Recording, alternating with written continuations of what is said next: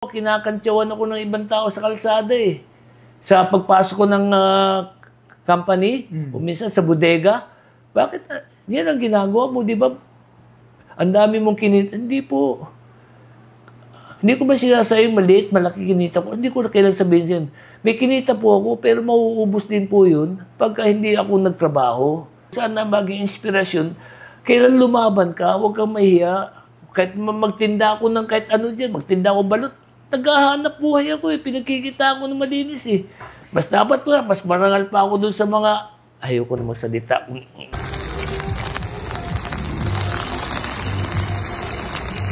Habang nagpipelikula, pumasok ako sa yung kaibigan ko, si nasirang Mr. Clement Halihali. Ka-eskwela ko sa Mapua yung ka-teammate ko sa Intramural.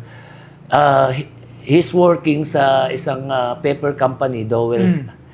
And he's making very good money from selling corrugated boxes. Yan dapat yung next question ko. Yun ko, sige Coach, kwento. Hindi, dugtong na, di ba?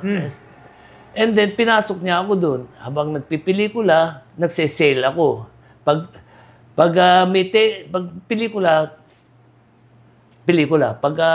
break, takbo ka, benta ka ng corrugated boxes. Sa pelikula, nag-i-enjoy naman ako kasi may konting pera, nag-i-enjoy. Kasi talagang konti lang pera no, pag second lead ka lang eh. O kaya extra ka lang. And at the same time, corrugated boxes. Yung corrugated boxes ko, nag-umpisa sa 6,000 allowance, umabot yun na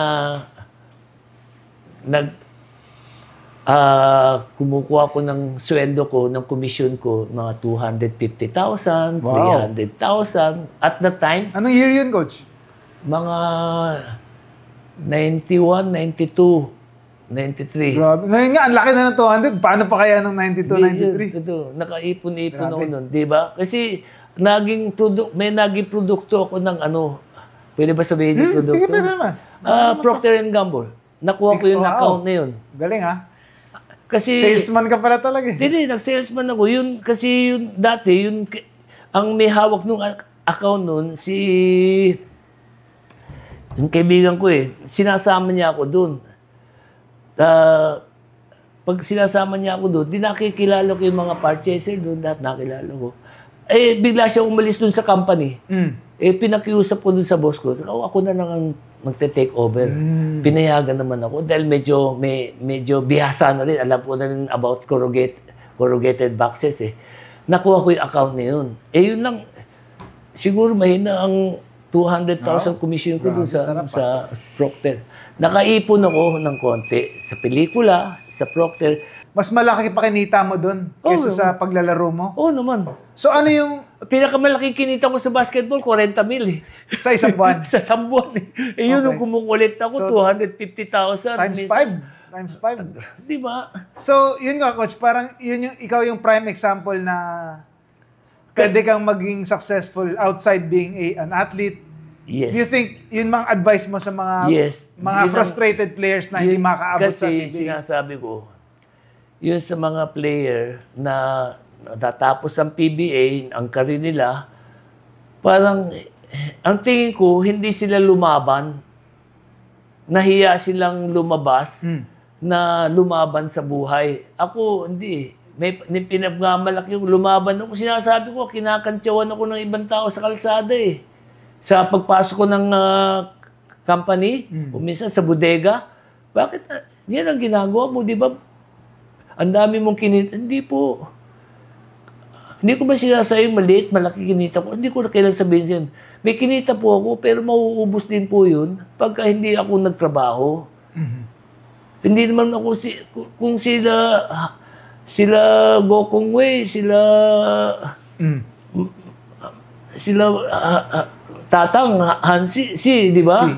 Eh, they're still tuloy-tuloy ang negosyo nila. Dahil, mauubos yung naipon kong pera kung di ako maghahanap buhay. Kaya yun ang sinasabi ko, sana maging inspirasyon.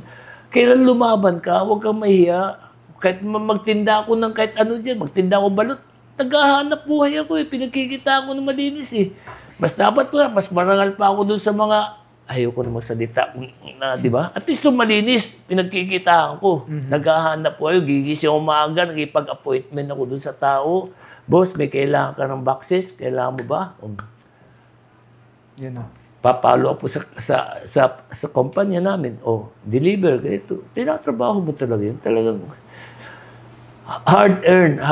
Pero Tsaka times 5 naman yung kita mo. Kaya tatrabaho ka talaga. Talaga trabaho talaga. Kaya sabi ko, hindi naman, yung lifestyle namin, ng pamilya ko, hindi man masyado nagbago.